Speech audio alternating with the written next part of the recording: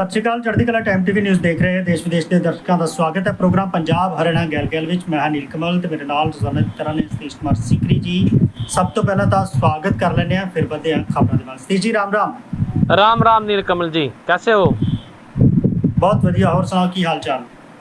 मैं ठीक ठाक हूँ नील कमल जी, और उम्मीद करें कि सारे ठीक होंगे। और एक खबर मैं लेकर आया नील कमल जी। खबर बड़ी किस तरह की मैं इस खबर ना कहूँ कि हरियाणा में पहला तो फर्जीवाड़ा होया था। सी टेट की हम बात करें तो पोर्टल बना दिया था फर्जी। और ईब जो है ये जो ऑनलाइन ठगी करने वाले हैं इतने तेज हैं, ईब इन्होंने सोशल मीडिया पर पेज बना दिए ठगी करने के लिए।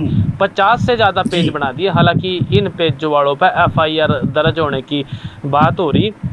अगर मैं बात करूं भी हरियाणा में जो CET का एग्ज़ाम है उसकी आज लास्ट तारीख है। और लास्ट तारीख में फिर जो बच्चे हैं, जो अभ्यर्थी हैं, उन्होंने फार्म भरने की आपत्ति हुआ है और टाइम रह गया थोड़ा। फार्म भरने वाले लोग हो सकते हैं ज़्यादा रह रहे हों। तो अब पोर्टल इसमें जो है जो पेज बनाए इस तरह की झूठी जानकारी देने लगे भी, जो है डेट बढ़ गई। हालांकि इसकी कोई डेट नहीं बढ़ी। विपक्ष भी डेट बढ़ाने की मांग जरूर करने लग रहा, पर डेट बढ़ी नहीं। यह इसकी आधिकारिक जानकारी है। अफवाहें फैल गई भाई सी टेट रजिस्ट्रेशन की जो डेट है वो बढ़ा दी गई है। इसके जो चेयरमैन है नीलकमल जी हिम्मत सिंह, उनके अनुसार उन्होंने ये बात का जिक्र कराया कि 50 से ज़्यादा जो है फर्जी पेज बना दिए और उन पेजों पे हमने FIR कराई है। अगर बात करें कमीशन का, सोशल मीडिया पे कोई अकाउंट है ही नहीं। ये बहुत महत्वपूर्ण जानकारी है भाई। इस तरह से जो बच्चे हैं, अभ्यर्थी हैं, वो गुमराह नहीं हुआ। गुमराह होने की जरूरत नहीं है क्योंकि सोशल मीडिया पर तो इनका तो कोई पेज है ही नहीं। जो भी पेज आप इसके नाम से देखते हो वो सारे के सारे जो है फर्जी हैं। आज रात ने लगभग क्या 12 बजे तक जो है रजिस्ट्रेशन की जो प्रक्रिया है वो चलेगी। अगर पिछली में बात करूं नील कमल जी, 11 जून को मतलब कल 1.62 लाख आवेदन आए, 1,62,000। और 10 जून तक की मैं अगर बात करूं तो उसमें जो है 10,80,103 अभ्यर्थियों ने अपने आवेदन किए थे। 11 वाले इसमें और मिलाकर तो इसकी संख्या जो है ये बढ़ गई और आज और इसमें बढ़ेंगे। मतलब लोगों का, युवाओं का रुझान इस तरफ बहुत है। एक अनुमान इस तरह का है अभी हर 1 मिनट में एक आवेदन जो है वो अप्लाई होने लग रहा है। बात ये भी है नीलकमल जी, लास्ट तारीख है आज। जो अभ्यर्थी है उनको ये सुझाव है, अपील है अभी वो सही तरीके से रजिस्ट्रेशन करें। बार बार अगर रजिस्ट्रेशन करोगे, उसका OTP लोगे तो 3 बार के बाद आपको जो है ब्लॉक कर दिया जाए।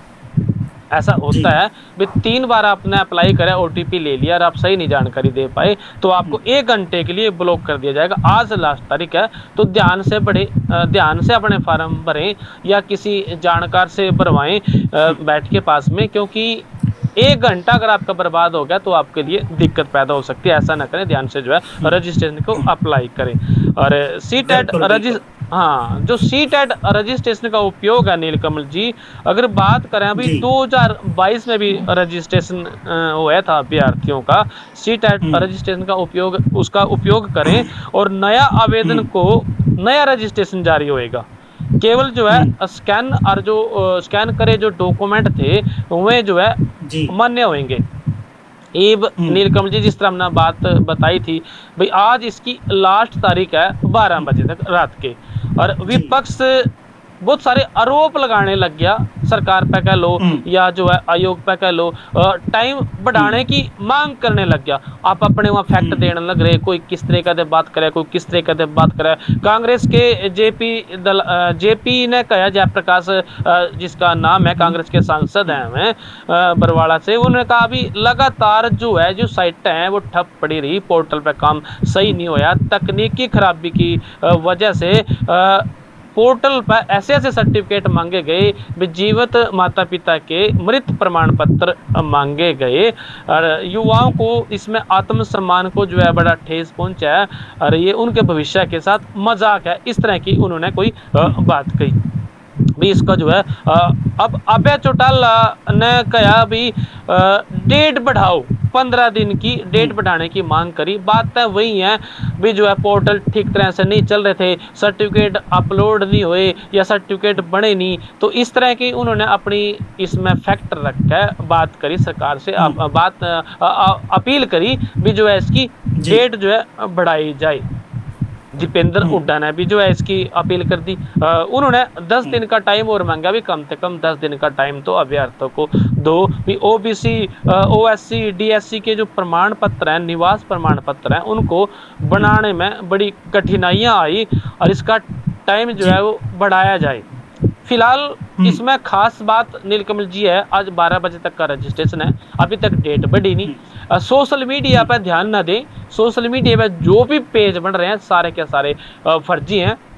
और जो है जो संस्था है, कमीशन है, कमीशन आयोग के पास अपना कोई भी सोशल मीडिया का पेज नहीं है, तो इससे दूर रहें और ओटीपी जो लेने के बाद बड़े ध्यान से अपनी जानकारी बढ़े। अभी तक अगर हम बात करें, जब तक हम शो रिकॉर्ड करने लग रहे हैं तो इसकी कोई डेट नहीं बढ़ी जी।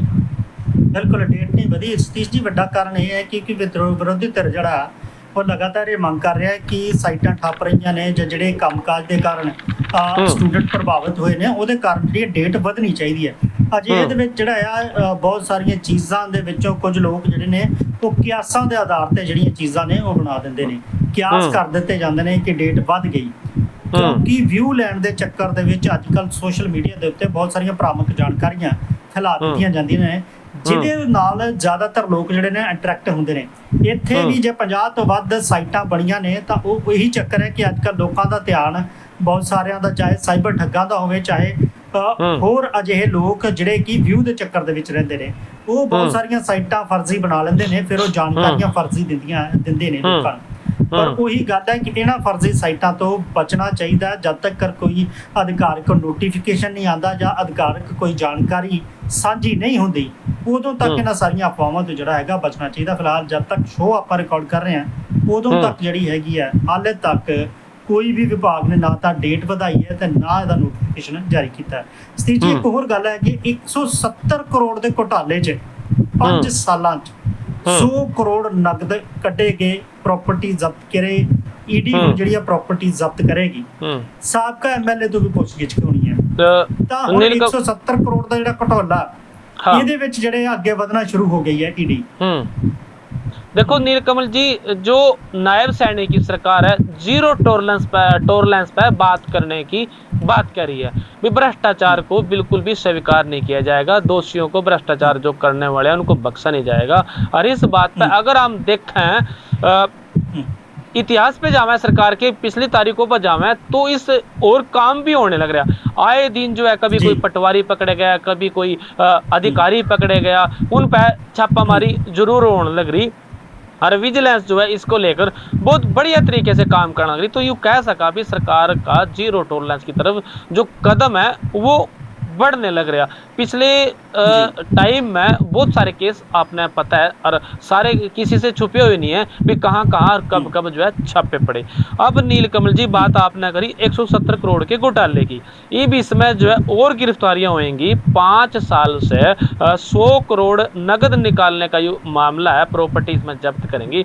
ईडी ने पूर्व एमएलए से जो है इसकी पूछताछ चल रही है। नीलकमल जी, हरियाणा शहरी विकास प्राधिकरण HSVP से जुड़े 170 करोड़ रुपए का जो मामला है, धन शोधन का मामला जो बताया जावा। इसमें बड़े घटनाक्रम में पंचकूला की विशेष जो है PMLA कोर्ट ने पूर्व विधायक, पूर्व लेखाकार, उसके सहायक और पूर्व विधायक राम निवास सुरजाखेड़ा को ईडी ने 5 दिन के लिए अपनी हिरासत में ले लिया। आरोप है अगर हिरासत की बात करें तो 9 जून को रात ने 9 बजे ईडी ने चंडीगढ़ के जोलन ऑफिस से HSVP के पूर्व एक वरिष्ठ अधिकारी सुनील कुमार बंसल के साथ जो है गिरफ्तार किया था। दोनों अधिकारियों पर राज्य में शहरी विकास निकाय के पूर्व में जो हुड्डा थी के कार्यकाल में वित्तीय साजिश रचने का जो है वो आरोप लगाया गया। अगर मैं अपना बताऊं बात अभी सुरजा रामनिवास सुरजाखेड़ा है कौन? 2019 में जेजेपी की टिकट पे चुनाव लड़ा था। गठबंधन में सरकार बनी। ग्राम्य उद्योग बोर्ड के ये चेयरमैन बने और दुष्यंत चौटाला पर इन्होंने आरोप लगाए भेदभाव से काम करने के। और 22 अगस्त को जेजेपी छोड़कर विधानसभा के सदस्य थे इस्तीफा इन्होंने दे दिया। अब जो है जी ये हिरासत में है ईडी की 5 दिन के लिए सुरजाखेड़ा जो है वो हिरासत में रहेंगे। अदालत ने जो ईडी की 5 दिन की हिरासत है उसकी अवधि जो शुरू में 14 दिन मांगी गई थी, अवधि जो है रामनिवास का जो प्रतिनिधित्व करने वाले वकील हैं उन्होंने कहा भी ये गलत है और ये हाँ ये जो इसकी गिरफ्तारी है ये अवैध है, इस पर रोक लगनी चाहिए, अनुचित है। लेकिन कोर्ट ने इस बात को नज़रअंदाज कर दिया, दरकिनार कर दिया और कोर्ट ने इसमें कहा कि सबूतों से छेड़छाड़ ना हो, किसी प्रकार के सबूतों और जो भाई कई चीज़ों को रूबरू करना होता है, पुलिस को सामने ले जाना होता है, उन सब चीज़ों के लिए ये जरूरी है। तो वो जो मांग थी वकील की वो जो है खारिज कर दी। बताया जा रहा है नीलकमल जी इसमें 100 करोड़ नकद जो है वो निकाले गए। 100 करोड़ थोड़े नहीं होंगे। ईडी के रिमांड अगर अर्जी की बात करें उसके अनुसार 100 करोड़ रुपए से ज़्यादा जो है कि धनराशि कथित तौर पर निकाली गई और तीसरे पक्ष के बैंक खातों में के माध्यम से या इधर उधर भेजी गई। ये खाते अक्सर जो है मुआवजा निपटान के लिए खोले जाते हैं, लेकिन इसमें अनजान व्यक्तियों को व्यक्तिगत बैंकिंग विवरण साझा करने के लिए लुभाया जाता है। ईडी का आरोप है कि रामनिवास ने ऐसे बिचौलिए से सीधे नकदी इकट्ठी करके अवैध आय को अपने परिवार के सदस्यों के खाते में भेज दिया। 2019 से जो आयु घोटाला चल रहा है, 5 साल तक घोटाला हुआ और पंचकुला के सेक्टर 7 पुलिस थाने में यू मामला दर्ज है। तो इसमें ये बात नीलकमल जी कही जा सका भी जो हरियाणा की नायब सरकार है, क्योंकि पूर्व के जो मुख्यमंत्री थे मुख्यमंत्री अपना खट्टर साहब ये बात कहते थे कि हम जो है बर्दाश्त नहीं करेंगे भ्रष्टाचार को। और भ्रष्टाचार के बाद जब नायब सैनिक की सरकार आई वो भी जो है इसी लाइन पे थे कि भ्रष्टाचार बर्दाश्त नहीं होएगा। और तब से लेकर अब तक जो है धीरे धीरे करके इस ओर कदम बढ़ने लग रहा है। जो ऐसे अधिकारी हैं उन पर जो है नकेल सरकार जरूर पाने लग रही। और रही बात अब ये विधायक जेजेपी के थे, इनका नाम इसमें आया तो इस बात की जांच चल रही है और ईडी जो है इसका अपना केस दर्ज करके मामले की छानबीन हो रही है। तो बात थोड़े दिन तक सामने आ ही जाएगी कि असल मामला है कि बिल्कुल मामले की जांच जी है वो चल रही है तो थोड़े दिनों सामने भी आ जाएगा कि कुछ है। तस्वीर जी गर्मी बहुत ज़्यादा हैगी है, हीट वेव का अज भी जोड़ा है वो अलर्ट सी, अज भी जोड़े है गर्मी अपने चरम ते रही। अमृतसर जे गल करिए तो सब तो गर्म रहा है। तो अजिहे दे विच हालांकि कहा जा रहा है कि 14 जून को हनेरी चलेगी तो कुछ राहत जी है वो 14 जून को मिल सकती है। पर इस सब के विचाले जिथे इन्नी गर्मी पै रही है एक गल सतीश जी ये करनी बनती है कि जेडे लोग AC 16 डिग्री ते चला के कंबल लैके अपने घर च सोंदे सी, हुण उन्हां ते भी जिहड़ा हैगा सरकार वो निर्धारित कर रही है कि AC जिहड़ा हैगा वो हुण 20 डिग्री तो घट नहीं चलेगा। हाँ, डिग्री तापमान तो लेके 28 डिग्री के विचाले चलेगा। ठीक बात है नीलकमल जी, कानून सरकार लेकर आने लग रही। जो खट्टर साहब है उन्होंने इस बात की घोषणा जरूर करी है कि जो टेम्परेचर है वो सेट किया जाएगा AC का, ताकि वो 23 से नीचे ना आए। अब जो है हमारे जो कमरे हैं वो शिमला नहीं बनने के, जैसे 16 पे चला रहे थे, 17 पे, 18 पे, जिसकी जैसी जरूरत थी। और उसके बाद बात सही भी है भी आप 16 पे चलाकर कंबल ओढ़ का चल रहे, आप उसको 25-26 पे चलाओ, पंखा चला के सो, तो आपका जो टेम्परेचर है वो ठंडा रहेगा, शरीर को दूसरे तरह के नुकसान भी नहीं पहुंचेंगे। कई बार हम ज़्यादा ठंड में थे बाहर चले जाएं तो ब्रेन स्ट्रोक का डर भी नीलकमल जी बने रहा।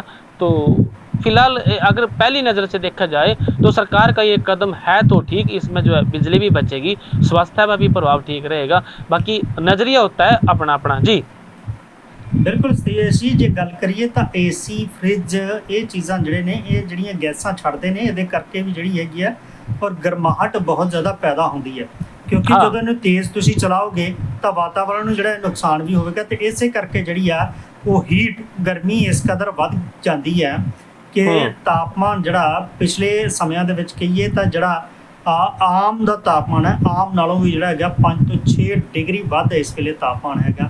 ਤਾਂ ਬਿਲਕੁਲ ਕਹੀਏ ਤਾਂ ਸਾੜ ਦੇਣ ਵਾਲੀ ਗਰਮੀ ਹੈਗੀ ਹੈ, ਕਿਉਂਕਿ ਜੇ ਬਿਜਲੀ ਨੂੰ ਆਪਾਂ ਨਿਯੰਤਰਿਤ ਕਰਦੇ ਹਾਂ ਸਤੀਸ਼ ਜੀ, ਇਹਦੇ ਨਾਲ ਜਿਹੜੀ ਹੈਗੀ ਗਰਮੀ ਦੇ ਮੌਸਮ ਦੇ ਵਿੱਚ ਜਿਹੜੀ ਡਿਮਾਂਡ ਇੱਕਦਮ ਵੱਧ ਜਾਂਦੀ ਹੈ ਬਿਜਲੀ ਦੀ, ਉਹ ਵੀ ਘੱਟ ਹੋਵੇਗੀ, ਕਿਉਂਕਿ ਜਦੋਂ ਆਪਾਂ ਏਸੀ ਨੂੰ ਸਹੀ ਤਾਪਮਾਨ ਦੇ ਵਿੱਚ ਚਲਾਉਂਦੇ ਹਾਂ ਤਾਂ ਇਹਦੇ ਨਾਲ ਬਿਜਲੀ ਦੀ ਖਪਤ ਵੀ ਜਿਹੜੀ ਹੈਗੀ ਆ ਉਹ ਘੱਟ ਹੁੰਦੀ ਹੈ। ਯੂਨੀਵਰਸਿਟੀ ਆਫ ਕੈਲੀਫੋਰਨੀਆ ਦੀ ਇੱਕ ਸਟੱਡੀ ਹੈ, ਉਹਦੇ ਮੁਤਾਬਕ ਜੇ ਏਸੀ ਨੂੰ ਸਟੈਂਡਰਡ ਕੀਤਾ ਜਾਵੇ ਤਾਂ 2035 ਤੱਕ ਭਾਰਤ ਦੀ ਜਿਹੜੀ ਆ ਬਿਲਕੁਲ ਜ਼ਿਆਦਾ ਜਿਹੜੀ ਡਿਮਾਂਡ ਹੈਗੀ ਆ ਬਿਜਲੀ ਦੀ, ਮਤਲਬ ਕਿ 2035 ਤੱਕ ਜੇ ਡਿਮਾਂਡ ਹੋਣੀ ਹੈ ਉਹਦੇ ਵਿੱਚ 60 ਗੀਗਾਵਾਟ ਤੱਕ ਦੀ ਜਿਹੜੀ ਹੈਗੀ ਆ ਉਹ ਕਮੀ ਆ ਸਕਦੀ ਹੈ। ਮਤਲਬ ਜੇ ਅੱਜ ਦੇ ਦੌਰ ਦੇ ਵਿੱਚ ਆਪਾਂ ਇਹਨੂੰ ਨਿਯੰਤਰਿਤ ਨਾ ਕਰੀਏ ਤਾਂ ਉਦੋਂ ਤੱਕ ਜਿਹੜੀ ਹੈਗੀ ਹੈ ਬਹੁਤ ਜ਼ਿਆਦਾ ਡਿਮਾਂਡ ਜਿਹੜੀ ਹੈ ਵੱਧ ਜਾਵੇਗੀ। ਇਹਦੇ ਲਈ 7.5 ਲੱਖ ਕਰੋੜ ਰੁਪਏ ਦੀ ਬਿਜਲੀ ਤੇ ਗ੍ਰਿਡ इंफ्रास्ट्रक्चर वाधू लाना पवेगा, पर जे आप हुणे नियंत्रित कर लेने हैं तो ये चीज़ां जड़ियां वो बच सकदियां ने। 35 की आपने बात करी, सरकार चाहती है कि 2047 तक देश को विकसित बनाया जावा। अगर उस ओर जाना है तो कुछ कदम ऐसे उठाने पड़ेंगे, जो कदम ये उठाए जा रहे हैं। इसमें जो है विदेशों की बात करी थी जो पूर्व के मुख्यमंत्री मनोहर लाल खट्टर हैं कि विदेशों में हम रीस करें, विदेशों में ऐसा होता है और वहाँ ये टेम्परेचर जो है पहले से ही सेट है, तो हमें उनकी तर्ज पे जाना होगा। उनकी तर्ज पे जाएंगे तो हम बिजली बचा सकते हैं, तभी जो है 2047 तक विकसित बढ़ने की ओर हम जा सकते हैं। जी, अगर 35 की जिस तरह आपने बात करी बिजली घटेगी तो हम तो यही उलझे रह जाएंगे, तो फिर कैसे विकसित होंगे? बिल्कुल विकसित किवें होवांगे ਤਾਂ ਸਤੀਸ਼ ਜੀ ਹਰਿਆਣਾ ਦੇ ਵਿੱਚ ਹਾਊਸਿੰਗ ਬੋਰਡ ਦਾ ਵਿਲੇ ਵੀ ਕੀਤਾ ਜਾ ਰਿਹਾ, ਉਹ ਵੀ ਹੁਣ ਲਟਕ ਗਿਆ। 200 ਕਰੋੜ ਚ HSVP ਦੇ ਨਾਲ ਜਿਹੜਾ ਸਮਝੌਤਾ ਹੋਇਆ ਸੀ, ਹੁਣ ਐਕਟ 'ਚ ਸੰਸ਼ੋਧਨ ਕਰਕੇ ਕੈਬਨਿਟ ਦੀ ਮਨਜ਼ੂਰੀ ਜਿਹੜੀ ਆ ਜ਼ਰੂਰੀ ਹੈਗੀ ਆ। ਹਰਿਆਣਾ 'ਚ ਜੇ ਕਹੀਏ ਤਾਂ 54 ਸਾਲ ਪਹਿਲਾਂ ਤੋਂ ਕੰਮ ਕਰ ਰਿਹਾ ਹਾਊਸਿੰਗ ਬੋਰਡ ਜਿਹੜਾ ਹਰਿਆਣਾ ਸ਼ਹਿਰੀ ਪ੍ਰਾਧਿਕਰਨ ਜਿਹੜਾ ਕਿ HSVP ਹੈਗਾ, ਉਹਦੇ ਸਾਹਮਣੇ ਦੋ ਅੜਚਣਾਂ ਆ ਗਈਆਂ ਨੇ। ਇਹਨਾਂ ਦੋਨਾਂ ਅੜਚਣਾਂ ਦੇ ਕਾਰਨ ਜਿਹੜਾ ਹੈਗਾ ਬੋਰਡ ਨੂੰ ਹੁਣ ਮਰਜ ਕਰਨ ਵਿੱਚ ਦੇਰ ਹੋ ਸਕਦੀ ਹੈ, ਕਿਉਂਕਿ ਉਸ ਵੇਲੇ ਦੇ ਜੇ ਕਹੀਏ ਤਾਂ 1971 ਦੇ ਵਿੱਚ ਜਦੋਂ ਸਵਰਗੀ ਬੰਸੀ ਲਾਲ ਸੀਗੇ ਮੁੱਖ ਮੰਤਰੀ, ਉਹਨਾਂ ਨੇ ਜਿਹੜੀ ਹੈਗੀ ਇਹਨੂੰ ਗਠਿਤ ਕੀਤਾ ਸੀਗਾ। ਹਾਊਸਿੰਗ ਬੋਰਡ ਨੇ 31 ਮਾਰਚ 2025 ਤੱਕ ਹਰਿਆਣਾ 'ਚ 1 ਲੱਖ ਫਲੈਟ ਵੇਚੇ, ਪਰ ਹੈਰਾਨੀ ਇਸ ਗੱਲ ਦੀ ਹੁੰਦੀ ਹੈ ਕਿ ਜਦੋਂ 10,000 ਤੋਂ ਜ਼ਿਆਦਾ ਫਲੈਟ ਜਿਹੜੇ ਨੇ ਉਹ ਹਾਲੇ ਵੀ ਖਾਲੀ ਪਏ ਨੇ। ਇਹਨੂੰ ਜਿਹੜਾ ਹੈਗਾ HSVP ਦੇ ਵਿੱਚ ਮਰਜ ਕਰਨ ਦਾ ਸਰਕਾਰ ਨੇ ਫੈਸਲਾ ਕੀਤਾ ਸੀ। ਦੱਸਿਆ ਵੀ ਜਾ ਰਿਹਾ ਕਿ ਕੁੱਲ 200 ਕਰੋੜ ਰੁਪਏ ਦਾ ਜਿਹੜਾ ਹੈ ਸਮਝੌਤਾ ਹੋਇਆ ਸੀਗਾ, ਮਤਲਬ ਕਿ ਇਹਨੂੰ ਜਿਹੜਾ ਹੈਗਾ ਹਾਊਸਿੰਗ ਬੋਰਡ ਦੇ ਵਿੱਚ HSVP ਨੂੰ ਜਿਹੜਾ ਹੈਗਾ ਮਰਜ ਕਰ ਦਿੱਤਾ ਜਾਵੇ ਹਾਊਸਿੰਗ ਬੋਰਡ ਨੂੰ। ਤਾਂ ਉਹ ਜਿਹੜਾ ਹੈ ਹੁਣ ਜਿਹੜਾ ਉਹ ਲਟਕਦਾ ਹੋਇਆ ਨਜ਼ਰ ਆ ਰਿਹਾ, ਕਿਉਂਕਿ ਹਾਊਸਿੰਗ ਬੋਰਡ ਦੇ ਕੋਲ ਹਾਲੇ ਵੀ ਕਰੀਬ 30 ਥਾਵਾਂ ਦੇ ਉੱਤੇ 300 ਏਕੜ ਦੀ ਜਗ੍ਹਾ ਪਈ ਹੈ, ਜਿਸ ਦਾ ਹਾਲੇ ਤੱਕ ਕਿਸੇ ਤਰੀਕੇ ਦਾ ਕੋਈ ਇਸਤੇਮਾਲ ਨਹੀਂ ਹੋ ਸਕਿਆ। ਬੋਰਡ ਬਣਾਉਣ ਦਾ ਮਕਸਦ ਤਾਂ ਸੀਗਾ ਨੋ ਪ੍ਰੋਫਿਟ ਨੋ ਲੋਸ ਦੀ ਨੀਤੀ ਤੇ ਗਰੀਬਾਂ ਨੂੰ ਮਕਾਨ ਮੁਹੱਈਆ ਕਰਵਾਉਣਾ, ਪਰ ਬਹੁਤ ਸਾਰੀਆਂ ਚੀਜ਼ਾਂ ਹੈ ਜੇ ਇਸ 300 ਏਕੜ ਜ਼ਮੀਨ ਖਾਲੀ ਪਈ ਆ ਦਾ ਇਸਤੇਮਾਲ ਹੀ ਨਹੀਂ ਹੋ ਸਕਿਆ, ਤੇ ਉਹਨੂੰ ਲੈ ਕੇ ਜਿਹੜੇ ਨੇ ਜ਼ਰੂਰ ਸਵਾਲ ਸੀਗੇ। ਪਹਿਲੀ ਗੱਲ ਤਾਂ ਹਰਿਆਣਾ ਬੋਰਡ ਦੇ ਕੋਲ ਜਿਹੜੇ ਕੰਮ ਸੀਗੇ ਉਹਨਾਂ ਵਿੱਚ ਆਵਾਸ ਦੀ ਕਮੀ ਨੂੰ ਪੂਰਾ ਕਰਨਾ, ਦੂਜੇ ਪਾਸੇ EWL ਜਾਂ LIG ਤੇ MIG ਵਰਗ ਦੇ ਜਿਹੜੇ ਲੋਕ ਨੇ ਉਹਨਾਂ ਨੂੰ ਫਲੈਟ ਦੇਣੇ, ਤਾਂ ਸ਼ਹਿਰੀ ਅਤੇ ਅਰਧ ਸ਼ਹਿਰੀ ਇਲਾਕਿਆਂ ਦੇ ਵਿੱਚ ਵੀ ਆਵਾਸ ਦੀ ਜ਼ਿੰਮੇਵਾਰੀ ਇਹਨਾਂ ਕੋਲ ਸੀਗੇ। ਪਰ ਬਹੁਤ ਸਾਰੀਆਂ ਚੀਜ਼ਾਂ ਜਿਹੜੀਆਂ ਨੇ ਇਹਨਾਂ ਨੂੰ ਲੈ ਕੇ ਹੁਣ ਅੜਚਣਾਂ ਆ ਗਈਆਂ ਨੇ, ਤੇ ਜਿਹੜੇ 200 ਕਰੋੜ ਦੇ ਸਮਝੌਤੇ ਵਾਲੀ ਗੱਲ ਆ ਉਹਦੇ ਲਈ ਕੈਬਨਿਟ ਦੀ ਮਨਜ਼ੂਰੀ ਜਿਹੜੀ ਹੈ ਜ਼ਰੂਰੀ ਹੈ। ਹੁਣ ਦੇਖਣਾ ਇਹ ਹੋਵੇਗਾ ਕਿ ਇਸ ਨੂੰ ਹੁਣ ਅੱਗੇ ਜਾ ਕੇ ਕਿਵੇਂ ਜਿਹੜਾ ਹੈ ਮਰਜ ਕੀਤਾ ਜਾਂਦਾ ਜਾਂ ਤੇ ਕਿੰਨਾ ਜਲਦੀ ਕੋਈ ਫੈਸਲਾ ਲਿਆ ਜਾਂਦਾ। ਫਿਲਹਾਲ ਸਤੀਸ਼ ਜੀ ਜੇ ਗੱਲ ਕਰੀਏ ਤਾਂ ਪ੍ਰੋਗਰਾਮ ਚ ਵੇਲਾ ਇਸ ਵੇਲੇ ਇਜਾਜ਼ਤ ਲੈਣ ਦਾ ਹੋ ਚੁੱਲਿਆ ਦਰਸ਼ਕਾਂ ਤੋਂ। नीलकमल जी एक ਜਾਣਨ ਦੀ ਇਜਾਜ਼ਤ ਨਹੀਂ ਦੇ ਰਿਹਾ। नीलकमल जी, एक जानकारी मैं साझा जरूर कर दूं कि हरियाणा में जिस तरह की हम गर्मी की अपने बात शुरू करी थी, वो बात थोड़ी बीच में रह गई थी कि हरियाणा में इस साल जो है पहली बार हीट वेव का रेड अलर्ट जारी होया और 9 जिलों के लिए चेतावनी है। गुरुग्राम में तो चेतावनी इस तरह की दी थी कि 5 घंटे तक जो है घर से बाहर न निकलें। तो इस तरह की जानकारी है नीलकमल जी की एडवाइजरी जारी कर दी सरकार ने। बढ़ती गर्मी के बीच जो है मौसम विभाग ने इस साल पहली बार ऐसा करा कि राज्य में जो लू है, हीट वेव जिसना कहता लू हुआ है, जो धरती को छू कर चलने वाली जो गर्म हवा हुआ उसना लू कहते करा। अलर्ट है सिरसा में, फतेहाबाद में, हिसार में, भिवानी में, रोहतक, चरखी दादरी, झज्जर, महेंद्रगढ़, रेवाड़ी के लिए, और वहीं गुरुग्राम और फरीदाबाद, पलवल, मेवात, मतलब बहुत सारे जिले, करनाल, पानीपत, यूं कह दो कि पूरा का पूरा लगभग ज्यादातर हरियाणा जो है अब अलर्ट पे है और जो है गर्मी बहुत ज्यादा है। 14 जून तक प्रदेश में लू चलने की संभावना है। इस दौरान अधिकतर जिलों का जो तापमान है वो अधिक हो जाएगा, ज्यादा रहने की संभावना है। और मंगलवार को अधिकतम तापमान जो है 0.4 डिग्री की बढ़ोतरी जो है इसमें जरूर हुई है। ये सामान्य से 4.9 डिग्री सेल्सियस ज्यादा है, मतलब गर्मी बहुत ज्यादा जो है वो बढ़ने लग रही है। ਬਿਲਕੁਲ ਗਰਮੀ ਵੱਧ ਰਹੀ ਹੈ ਤਾਂ ਇਹਦੇ ਲਈ ਰੈੱਡ ਅਲਰਟ ਜਿਹੜਾ ਹੈਗਾ ਉਹ ਪੰਜਾਬ ਦੇ ਲਈ ਵੀ ਬਹੁਤ ਸਾਰੀਆਂ ਥਾਵਾਂ ਦੇ ਲਈ ਦਿੱਤਾ ਗਿਆ ਆ। ਪਹਿਲਾਂ ਜਿਹੜੇ ਆ ਯੈਲੋ ਤੇ ਔਰੰਜ ਅਲਰਟ ਸੁਣੇ ਜਾਂਦੇ ਸੀਗੇ, ਇੱਥੋਂ ਤੱਕ ਸੀਮਤ ਸੀਗੀ। ਯੈਲੋ ਅਲਰਟ ਦੇਤਾ, ਔਰੰਜ ਅਲਰਟ ਦੇਤਾ, ਹੁਣ ਰੈੱਡ ਅਲਰਟ ਦੇਤਾ। ਰੈੱਡ ਅਲਰਟ ਦਾ ਮਤਲਬ ਹੈ ਕਿ ਤੁਹਾਡੇ ਲਈ ਖਤਰੇ ਦੀ ਘੰਟੀ ਹੈ। ਇਸ ਕਰਕੇ ਜਿਹੜਾ ਹੈਗਾ ਆਪਣਾ ਬਚਾਅ ਤੁਸੀਂ ਆਪ ਕਰਨਾ, ਆਪਣੇ ਆਪ ਨੂੰ ਹਾਈਡਰੇਟਡ ਰੱਖੋ ਤੇ ਘਰੋਂ ਬਾਹਰ ਇਸ ਤਪਦੀ ਗਰਮੀ ਦੇ ਵਿੱਚ ਨਾ ਜਾਓ। ਫਿਲਹਾਲ ਪ੍ਰੋਗਰਾਮ 'ਚ ਵੇਲਾ ਤੁਹਾਡੇ ਤੋਂ ਇਜਾਜ਼ਤ ਲੈਣ ਦਾ ਹੋ ਚੱਲਿਆ। ਫਿਰ ਮਿਲਾਂਗੇ ਇਸੇ ਪ੍ਰੋਗਰਾਮ ਦੇ ਵਿੱਚ। ਤਦ ਤੱਕ ਲਈ ਮੈਨੂੰ ਤੇ ਸਤੀਸ਼ ਕੁਮਾਰ ਸੀਕਰੀ ਨੂੰ ਇਜਾਜ਼ਤ। ਤੁਸੀਂ ਬਣੇ ਰਹੋ ਚੜ੍ਹਦੀ ਕਲਾ ਟਾਈਮ ਟੀਵੀ ਦੇ ਨਾਲ। ਧੰਨਵਾਦ।